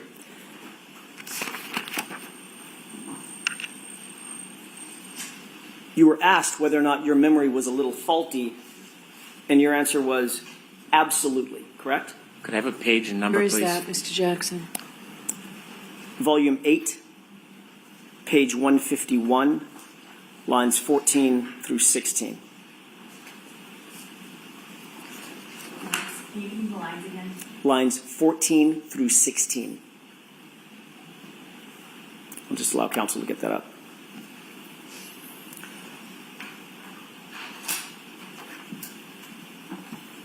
If we could pose the entire question and give content to it, please.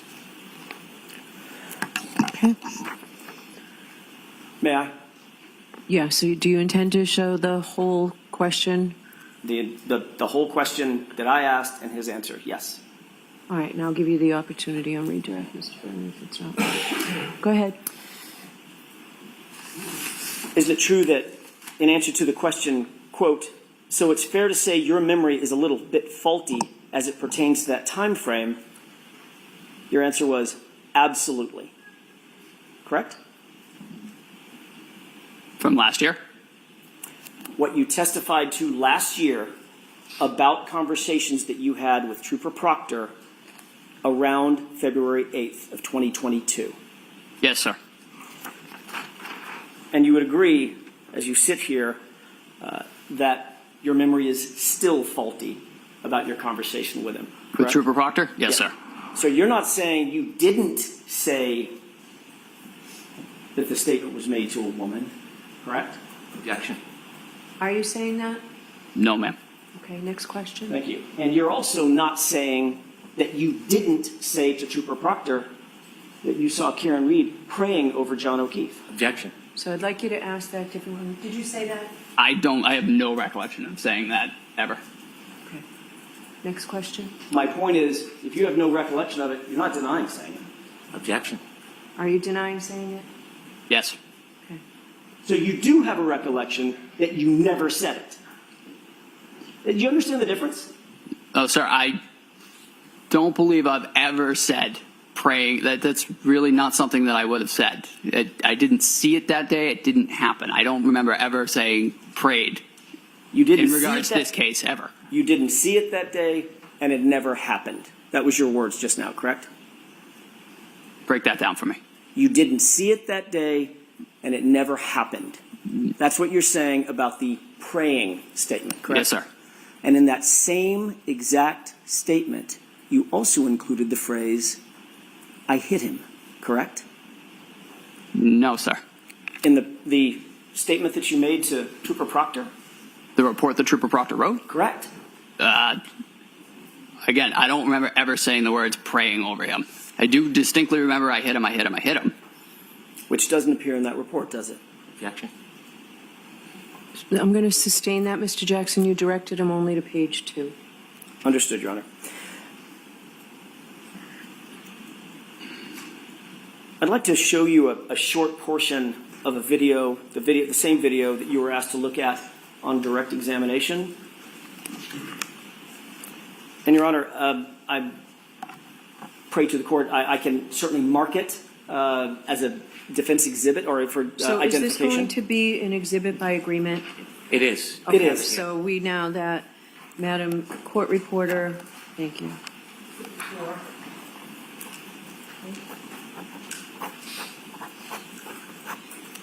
Exhibit 4, so marked. Thank you, Your Honor. With the court's permission, may I play a portion of that video for the jurors, publish it? Okay. Which portion, so people know? I'm going to start it at about, I want to say 6:55. Mr. Wall, could cue that up?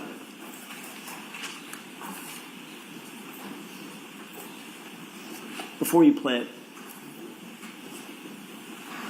can we have it on that screen as well, or is it only playing to this screen? I don't know. When Ms. Gilman did it, it was both. Great. There we go. All right. Before we play it, can I ask you a quick question about this? Sure. It appears that this is paused. Do you recognize this as being the same video that you were shown this morning by Mr. Brennan? I do. All right. Describe the scene. So that is 34 Fairview Road. The lights in the background, I believe it is either right as we pulled up or right as we're pulling up. Okay. Same dash cam video. Yes, sir. Can we scroll this to the 6:55 runtime spot, please?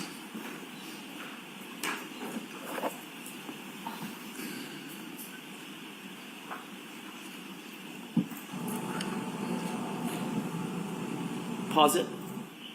Okay. Do you see the individual on the left? Far, far, far left. Yeah, the jacket? Correct. Yes, sir. Who's that? I believe that's Firefighter Flamati. You previously indicated that when you heard Ms. Reed make this statement, that firefighter Flamati was on his knees providing CPR at the same time you were knelt down providing the airway. This isn't when it was That's stated. not my question. Is that what you said? Can you repeat the question, please? Sure. You indicated earlier when you heard this statement by my client, you were very detailed. Firefighter Flamati was knelt down providing chest compressions at the same time you were knelt down providing airway support for Mr. O'Keefe, correct? I had also said that at some point, That's a Firefighter yes or no Flamati question. Objection. So I'm going to let the witness answer the question. had transferred CPR to Firefighter Kelly. Firefighter Kelly did take over compressions at one point. Okay. That's not my question. Okay. My question is an easy one.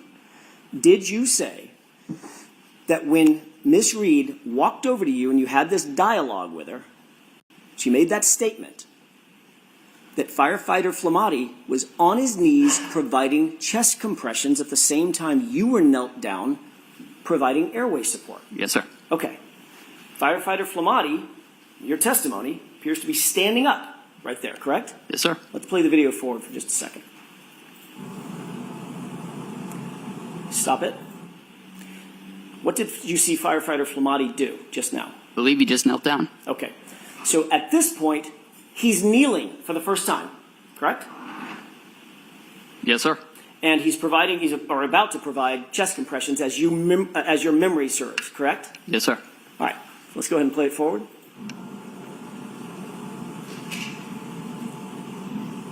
Pause. Did you see my client in that photo? In that clip? No, sir. You didn't see her? Oh, no, I did see her, yeah. Yeah. I don't see her on right now. Right. She just walked off frame, correct? Yes, sir. Let's go ahead and play it forward.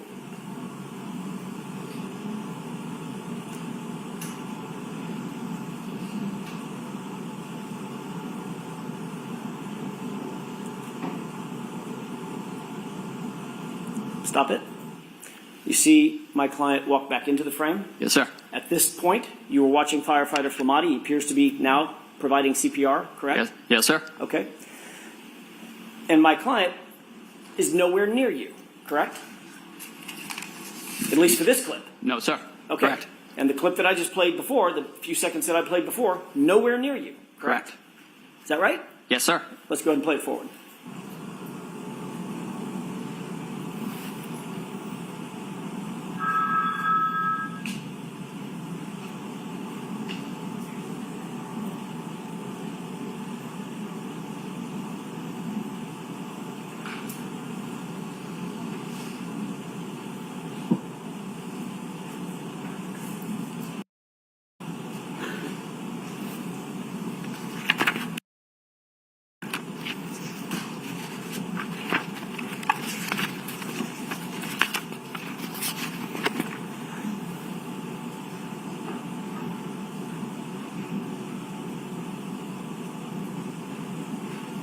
Pause it, please.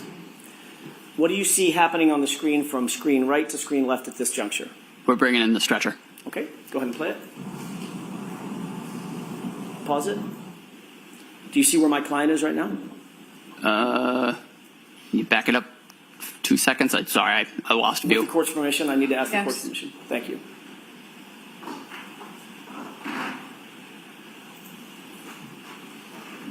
Okay, let's go ahead and play it. Pause. Did you see my client? Yes, sir. Where is she in the frame? Behind that other individual. Behind the SUV?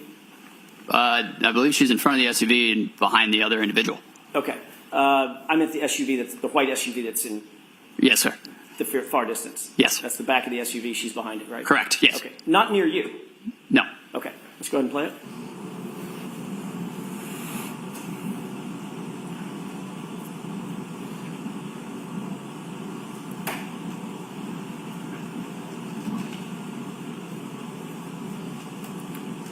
Go ahead and pause it. Do you see what firefighter Flamati is still doing throughout this entire clip? Chest compressions? Okay, let's go ahead and play it.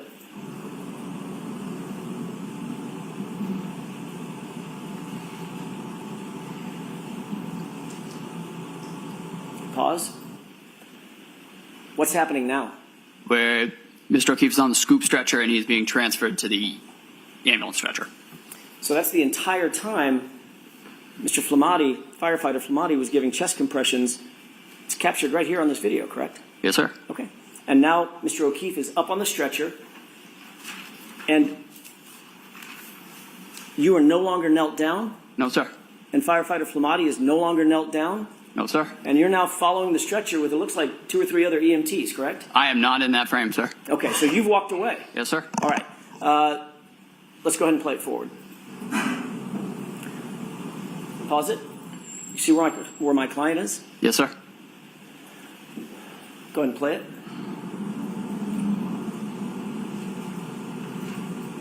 Do you see firefighter Flamati or firefighter Kelly continuing to give chest compressions? Yes, sir. Which one is that? Do you know? Believe it's firefighter Flamati. Flamati? Believe so. Okay, so he's still doing all the chest compressions from start to finish. Yes, sir. Okay.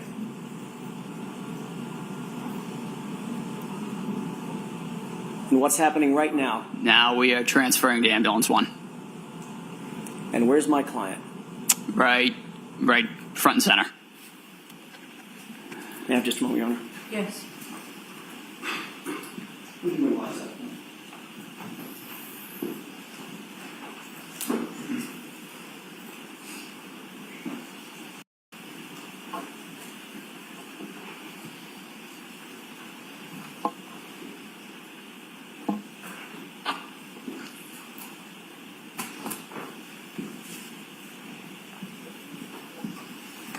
If I may have just a second.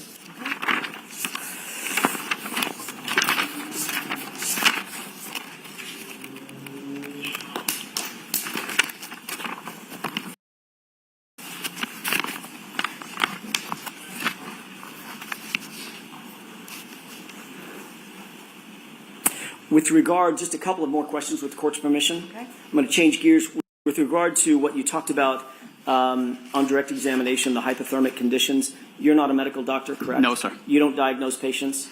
Sir. You're not diagnosing that John O'Keefe suffered from hypothermia that night? No, sir. Thank you. That's all I have.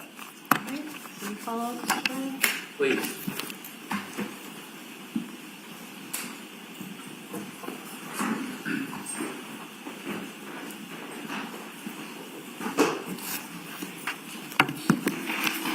Firefighter Nuttall, the video the defense just showed you, did you notice any differences between that video and when I showed it to you, and that it doesn't have the time on it? Yes, those were two different time frames on that video. And when we spoke about when the defendant said to you, I hit him, that wasn't shown to you in that video just now, was it? No, it was not. So if we go back, will you be able to explain where you came from and firefighter Flamati came from and when you first went over to John O'Keefe? Sure. With the court's permission, Ms. Gilman, if you could start that video. I think it is 6:11, please. Now stop it there. Do you see that this exhibit has timestamp on the top? Yes, sir. Okay. Please continue.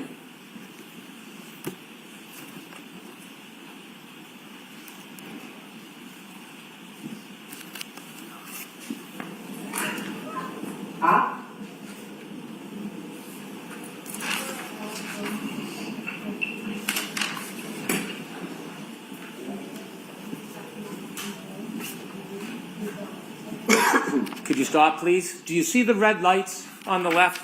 Yes, sir. Is that when you believe that you first arrived? Yes, sir. And that note says 6:11:05. Could you continue, please, Ms. Gilman?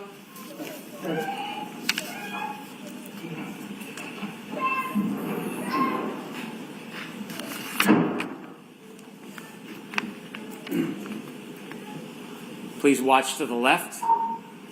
Stop, please.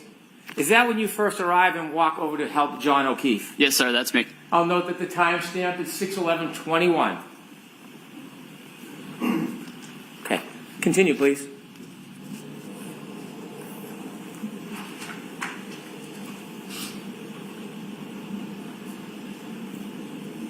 Stop, please. Did you see firefighter Flamati come after you? Yes, sir. Was any of this shown to you during those questions? No, sir. No. Continue, please.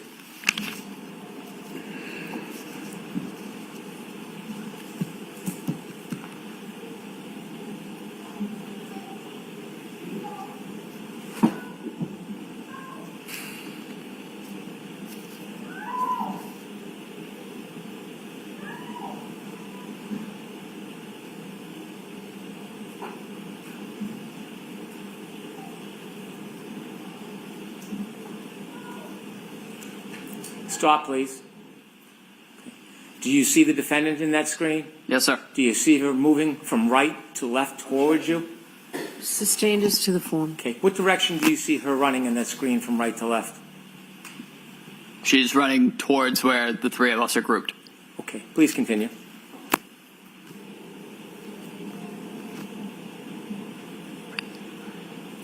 Stop, please.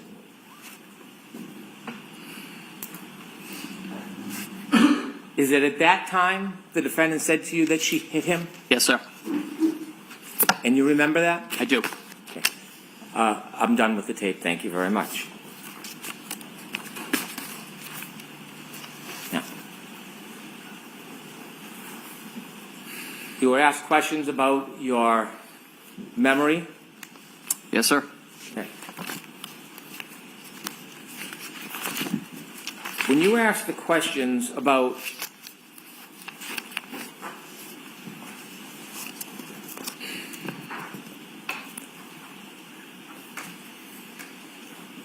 Trooper Proctor, when you were saying that you didn't remember, were you referring to the conversation with Trooper Proctor, or were you suggesting you didn't remember what happened that morning?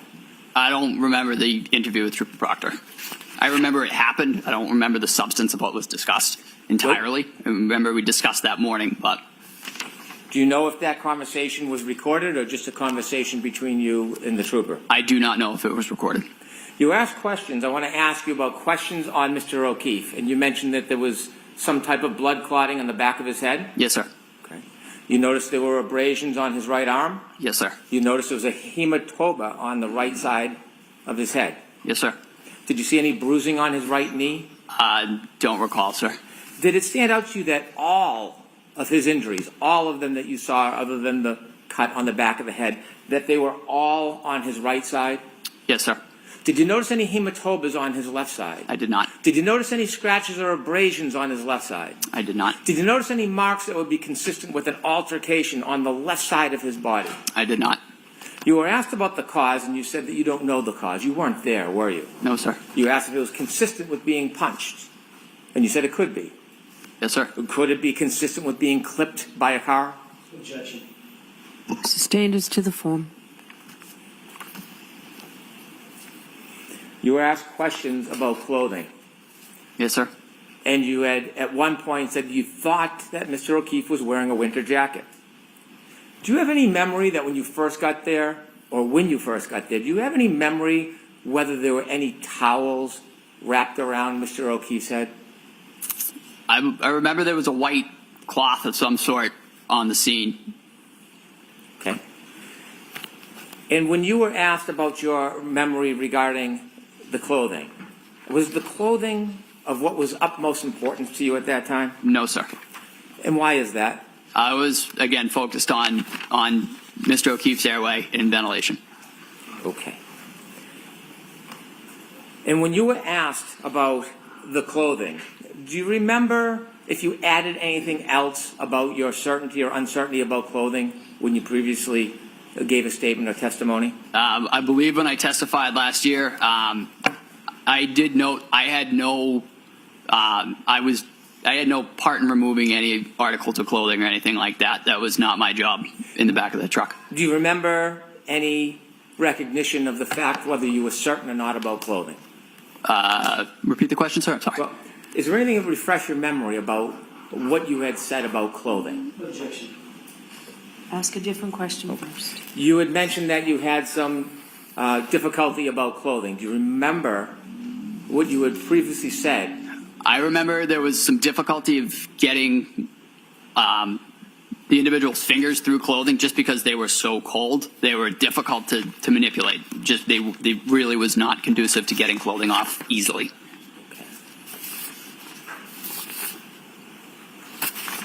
You met with me 3 times. Yes, sir. I had not met you before any of your prior testimonies, had I? No, sir. Do you remember meeting with me and discussing this case with me? I do. Do you remember me asking you to tell me what you remember? I do. Do you remember what I told you about testimony when you come into court? Yes, sir. What would I tell you? I remember we discussed that just tell the truth. Did I tell you that it doesn't matter, there is no side, doesn't matter if it helps or hurts, that you just tell the truth? Sustained. Did I ever suggest to you that you should stick to a story? No, sir. Did I ever suggest to you you should offer your testimony in any certain way? No, sir. When I talked to you, did I ever ask you to say anything about your testimony to this jury? No, sir. Other than what? Speak to the jury. Did I need to tell you to tell the truth? No, sir. And in telling the truth, did the defendant say to you, I hit him, I hit him? Objection. I'll allow it. Yes, sir. 3 times. And in fact, do you remember, in addition to her saying, I hit him, I hit him, I hit him, when you asked her the question, kneeling down over John O'Keefe's body, do you remember if you ever talked about other times that she said it, not to you? I do not. Okay. The answer is I do not. Next question. Okay.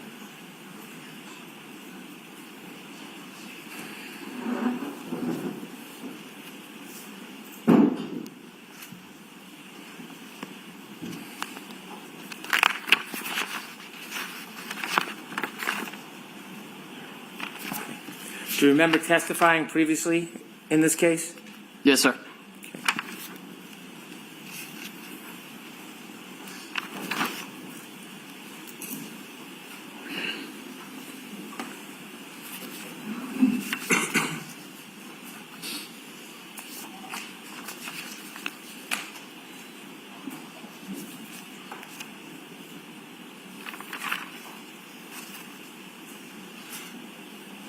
Do you remember at all discussing whether or not, after she left you, whether or not the defendant was still talking and speaking. I'm sorry, sir. Repeat the question. Do you remember, after the defendant left you and made that statement to you, do you remember did you hear her speak to other people after you? I heard her having conversations in the background, but that was not my focus at that time.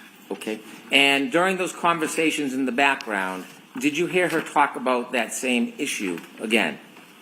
I believe she said it several times, but the 3 times she said it to me were what stuck out to me. Okay. And when she said it to other people, it wasn't directly to you? No, sir. So watch the form of the question, Mr. Brennan. And when she said it to- Stating the objection. When she said it to other people, do you know who she said it to? I do not. I'll allow it. So the answer is I do not. I'm sorry. Do you remember when she said it other times who she said it to? I'm going to see counsel at sidebar for this.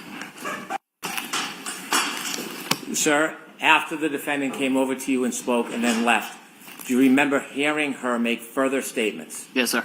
And do you remember her making further statements similar I do. to the statement to you? Yes, sir. Could you share with the jury what you remember her saying, not to you, but after she left you? I remember hearing I hit him several other times. Again, not directed to me, just kind of off in the background.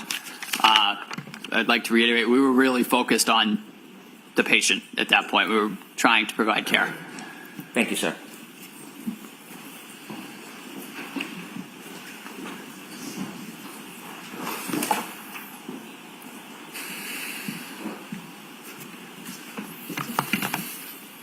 So now, after Mr. Brennan asks you a few questions, now you remember her saying, I hit him a bunch more times. Correct? I remember hearing it in the background several other times. Really? Yes, sir. Never mentioned that on direct examination, did you? I don't remember being asked about it, sir. I remember saying what was asked to me.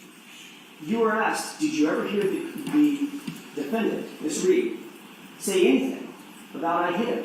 And your answer was, she said to me, in answer to my question, I hit him, I hit him, I hit him 3 times, and that's it. To me. You didn't clarify that, oh my gosh, she's running around like a chicken with her head cut off, screaming I hit him to everybody else under the sun. It was, again, it was behind me in the background Right. as I was providing patient care. Again, that was not my focus. Okay, so you didn't really hear her say anything in the background, because you weren't focused on that, right? I remember hearing a generalized commotion in the background, but again, that was not our focus. So generalized commotion is very different than hearing her say, I hit him to other people, correct? You'd agree with that? Yes, sir. So what you actually heard was the chaos and the commotion of a chaotic scene, correct? In the background. In the background. As you focused on your patient care, correct? Yes, sir. Okay, not specific words coming out of my client's mouth, correct? To the question that I posed, do you know him? You're right. We're off that question. Okay. That question, I got it. Yes, sir. Triple I hitters. Correct. But with regard to what Mr. Brennan just asked you, the generalized commotion, to use your phrase, in the background, you didn't hear any specific words coming out of my client's mouth, did you? I heard I hit him. But again, it was in the background and it was not my focus. Well, why didn't you say that on direct? That's kind of an important point. That's why you're here. Again, if it was neglected on my part, it was not intentional. Not intentional to neglect that part for the jurors on direct examination. No, sir. Certainly not intentional to neglect that part of your testimony on cross-examination. No, sir. But you decided to bring it up on on recross examination when Mr. Brennan is asking you questions again, correct? It was asked of me. Yes, And it sir. was after, of course, that your new statement that you've never testified to before, ever, is this generalized commotion included a bunch of I hit hims in the background, correct? Sir. And that comes after you saw the video that clearly shows that when you described having heard this statement, my client was nowhere around you, correct? That segment of the video that you showed me, Yes. that was not the time frame in which she said that to me. Well, that was the time frame when Flamati was giving CPR, correct? He was doing CPR down prior to that as well. Really? Yes, sir. Well, you just testified that you saw him standing up in a big yellow jacket and then kneel down and start giving CPR. We just watched that video. Correct? But again, the clip of the video that you showed me, Right. that was not the segment in which he said that to me. Well, that's what you're saying now, but what I'm asking is, you described a very distinctive scene, a very, very specific scene. Yes, sir. I remember it vividly. She said that I hit him phrase when Lamani was down giving CPR and you were kneeling down giving airway support and he was doing rhythmic CPR chest compressions. Yes, sir. That's what happened. And then I showed you that very scene, didn't I? Yes, you showed me that clip prior to that. I showed you the very scene that you described where Lamani gets down and starts chest compressions and never stops until the gurney is taken off the frame of the camera to the audience. Isn't that what I showed you? That is. Sorry, I didn't catch you then. You need a question. Can you do it again? Sure. I don't know if I can do it again. I showed you the scene where firefighter Flamani gets down on his knees, begins chest compressions, and never stops until that gurney is taken off camera, off frame, into the ambulance. That's the clip I showed you, correct? That is the clip you showed me. And that's exactly when you described your vivid memory from 3.5 years ago. That's exactly the scene that you described when my client supposedly said I hit him to you, correct? Again, the clip that you showed me, that was not when it was said. That segment that you showed, that was not when it was said. It was said prior to that, when the three of us were together. So Flamani was not giving chest compressions then? He was. The CPR was a continuous effort throughout the resuscitation. But we saw him start it. Firefighter Nuttall, we saw him start it. We saw him walk into the frame, kneel down, and begin the chest compressions, didn't we? We did. And at no point, at that time or after, did my client even approach you, did she, in that clip? She did. What? Objection. Just a question. Sure, Mr. Johnson. sure.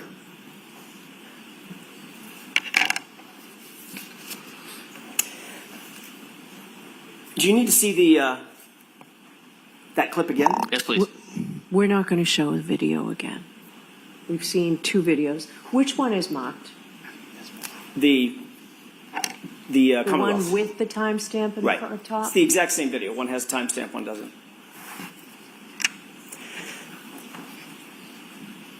Just to be clear, you described a very detailed scene in which firefighter Flamati got down on the ground, on his knees, and began CPR. Yes, sir. We saw a clip that it played fully through. Mm-hmm. Starts and stops, but it played fully through, correct? Yes, sir. That was true and accurate video of what happened that day, Yes, sir. that morning, correct? Correct. And from the time firefighter Flamati began his CPR, he never stopped. Went all the way through until the gurney was taken off the camera, correct? Correct. You also described very clearly, before you saw the video, that the time when my client walked over and you had this dialogue and you heard this statement, it was during the time that firefighter Flamati is given the CPR, correct? You described it. Yes, sir. But when we actually see firefighter Flamati giving the CPR, as per your description, at no time did my client walk over and have a conversation with you, did she? In that video? She did in the video. In the portion that Mr. Brennan played you, was firefighter Flamati giving CPR at that point? As I said previously Was as well. he or was he not? Yes or no? Objection. I'm going to let the witness answer the question. Firefighters Kelly and Flamati were trading off CPR. Tony started doing CPR, and it was passed off at one point to Firefighter Kelly. Firefighter Kelly at that time was a BLS EMT. Firefighter Flamati was a paramedic. They're going to move towards Firefighter Kelly performing CPR because at that time his skill set was not as advanced as Firefighter Flamati's, as Tony's. But they did switch off. That is a routine cardiac arrest. We switch off compressions. But the video that Mr. Brennan showed you was earlier in time, a few seconds or a minute or two earlier. Yes, sir. You'd agree with that, correct? I would. And firefighter Flamati had not begun CPR, had he? I don't believe so. That's right. He hadn't. But that's the time that my client walked over to your general area, correct? Correct. Before CPR was started, correct? CPR was started immediately, sir. Can we wrap this up? I don't know if we can, Judge. Give you a couple more minutes. Do you understand the confusion? Objection. Sustained. All right, a couple more questions on this.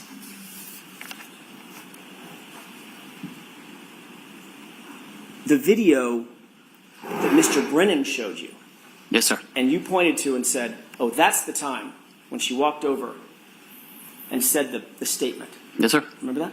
I do. Firefighter Flamati was not even kneeling down giving CPR, was he, at that point? No, The answer is yes or no? no. Okay, he was not. Later, as the video continues to run, at some point, we see Firefighter Flamati enter the screen, kneel down in that bright, reflective yellow jacket, and begin CPR, correct? Yes, sir. You had previously said that when you heard the statement and she walked over to you, it was when Firefighter Flamati was giving CPR, correct? Yes, sir. And at no point, you'll agree with me, we just played the video, at no point after he started giving CPR did my client come anywhere near you. Isn't that what the video showed? That was the segment that you showed me. You indicated on on redirect, that Mr. O'Keefe did not have any injuries to the left side of his body. Not that I recall. Isn't it true that in addition to the egg on the right side of his head, he also had a black eye on the left side? I remember that the swelling had started to, it's referred to kind of as raccoon eyes. It's a bruising of both eyes. Do you remember battle saying, signs.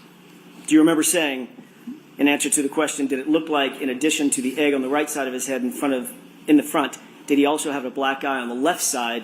Your answer is, if memory serves correct, yes. Yes, sir. So it's not true that he didn't have any injuries on the left side of his body or face, correct? That swelling kind of migrates over time to both sides. That is a common occurrence for both eyes to be swollen. Did he have an injury to the left side of his face? He did not.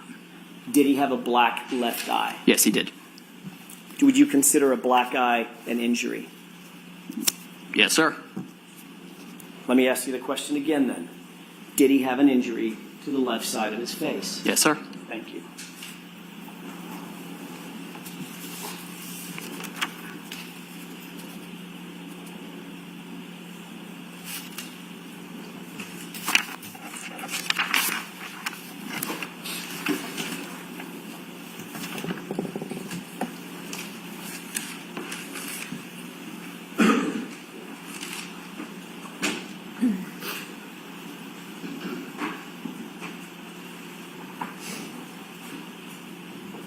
One last question.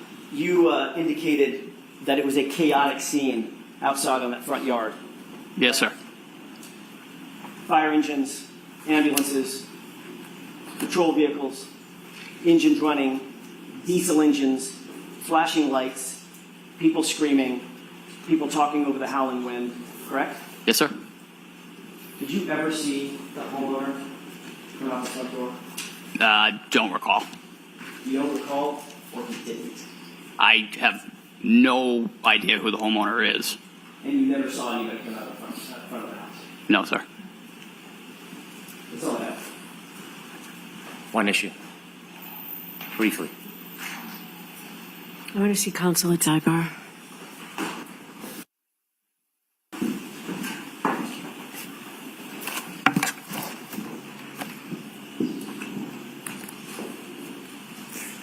Sir, in Mr. Jackson's questions, he asked if you had ever said that you heard the defendant say, "I hit him,"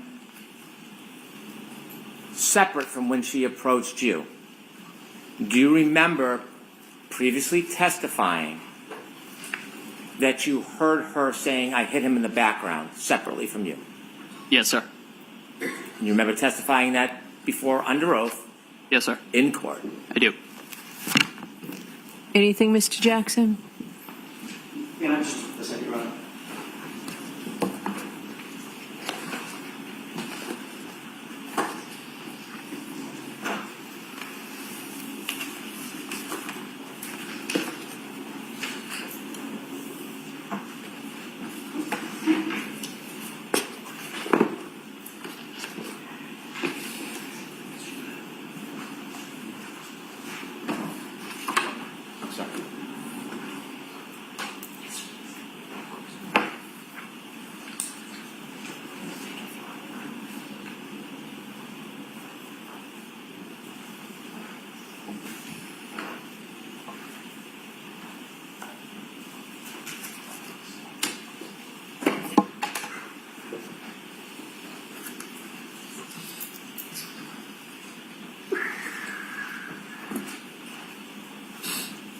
Thank you, Your Honor. If I may? Yes. Just a quick question, Firefighter Nuttall.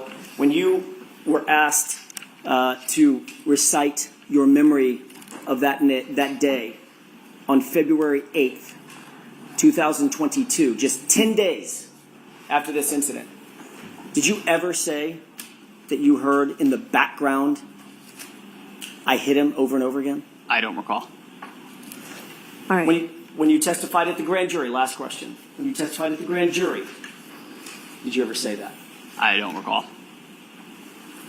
But again, your memory is better now than it was then. Right? Yes, sir. All right. Firefighter Nuttall, you are all set. Thank you, ma'am.